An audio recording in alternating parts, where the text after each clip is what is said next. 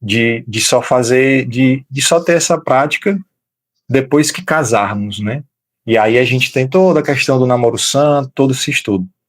E aí, lendo lá, aí João Paulo fala assim, uma dessas catequeses, nossa, então o mesmo pensamento que você tem que ter com a sua namorada, você vai ter com a sua esposa depois de casado.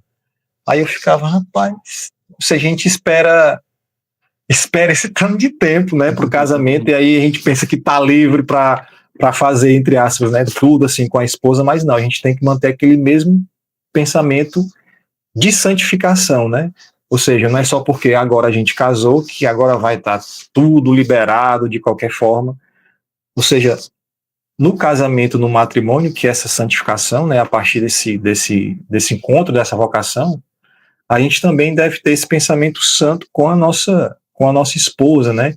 Porque aí isso vai reverberar na nossa família, na educação dos filhos, no ensinamento que a gente vai passar, né? E aí eu queria que tu se aprofundasse um pouco mais nesse sentido, né? De como a teologia do corpo, ela de certa forma, orienta, seja os solteiros, seja os casais de namorados, seja quem está casado, nesse sentido de ser a base também da reestruturação da família, né? A gente que vive essa vocação para a família e hoje que o mundo vai contra, né? Vai de encontro a esse conceito de família, né? Como a teologia, ela engloba tudo isso para que a gente tenha um pensamento de, ó, seguindo por esse caminho, estudando a teologia do corpo, a gente vai passar pela reestruturação dos nossos pensamentos e das famílias em si, né? Eu vou citar, e me lembra, tá? Porque é possível que eu esqueça. Eu vou dividir essa resposta em duas partes, né? A primeira é relacionada à questão da primeira catequese que foi desenvolvida por João Paulo II, né? Que ele coloca, né? Em colóquio com Cristo sobre os fundamentos da família.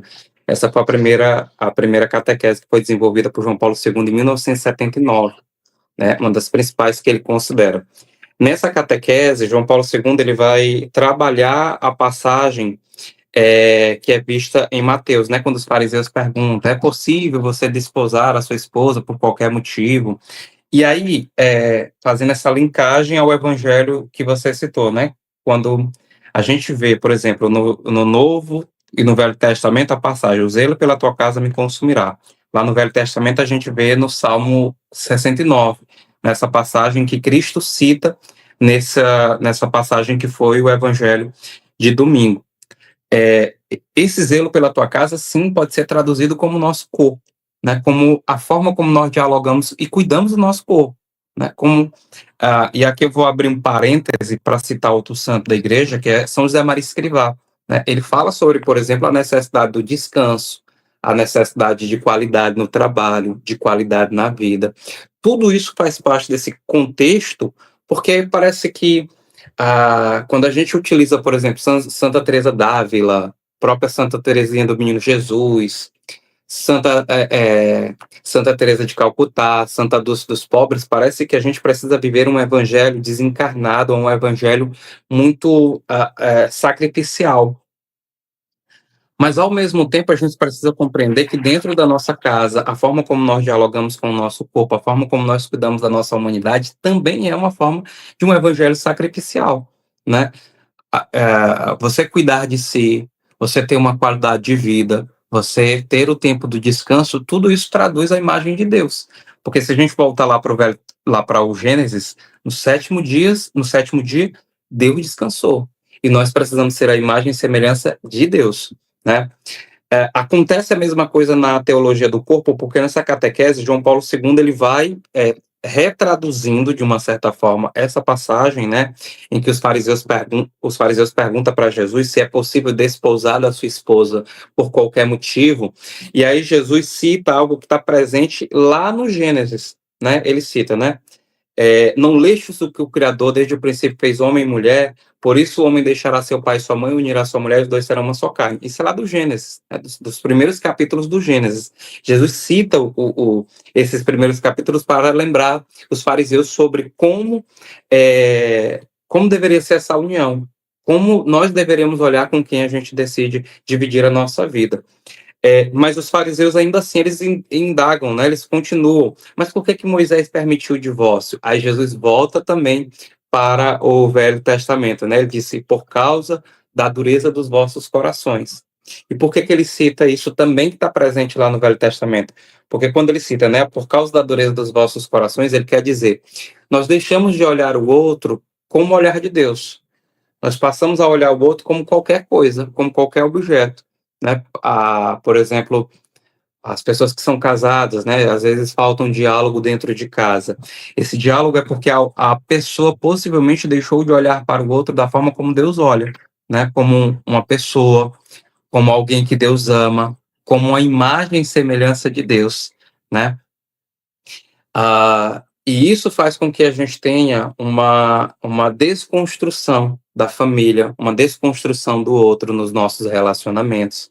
A gente passa a objetificar o outro, né? No namoro, quando a gente antecipa etapas, queima etapas no namoro. Tudo isso é gerado porque a gente esqueceu, né? De olhar para o outro como Deus olha, por causa da dureza dos nossos corações. A gente deixou de ver ali a imagem e semelhança do Criador. E a segunda parte, né, que eu também acho que seria importante a gente citar, passa pela a nossa compreensão que Christopher West ele faz uma espécie de comparativo. Ele diz assim, olha, quando nós estamos na missa, que nós caminhamos ali a fila da Eucaristia para viver a experiência da Eucaristia, o sacramento da Eucaristia, né, de ser uma só carne com Deus, de uma certa forma, e aqui, pelo amor de Deus, para não ter uma compreensão errada da Eucaristia, né?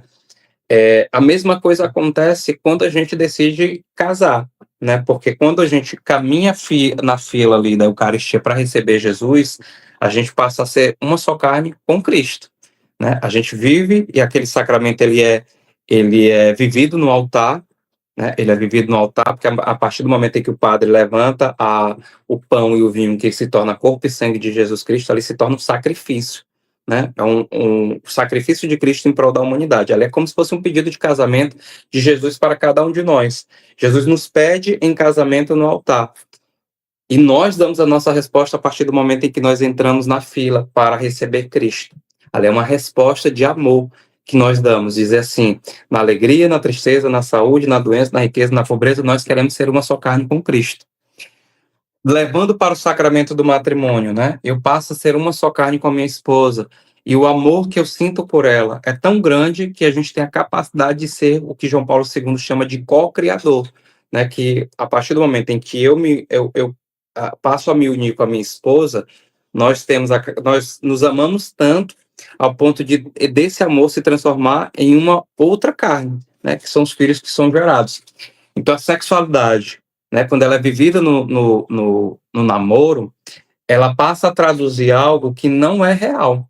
Primeiro, você não diz para outra pessoa a verdade, né, porque a partir do momento em que eu estou vivendo a sexualidade no namoro, ali não quer dizer que eu estou me unindo a uma só carne em todas as circunstâncias com aquela pessoa, né? Porque o namoro ele não significa isso. Eu não assumo um sinal de santidade e um sinal de eternidade com a outra pessoa no namoro, porque no namoro a qualquer momento eu posso terminar, né? E